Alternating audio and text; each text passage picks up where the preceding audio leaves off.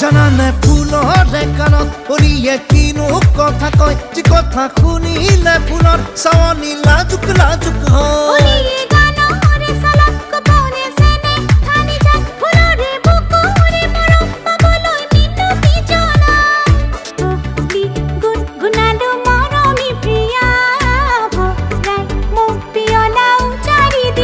ভৰাই মোৰ পিয়লা উজাৰি দিয়া ভৰাই মোৰ পিয়লা উজাৰি দিয়া ফুল ফুল ফুল ফুলি মেলিলে পাহি চৌপাশতে অলি উৰিলে আহি মেলিলে পাহি উৰিলে আহি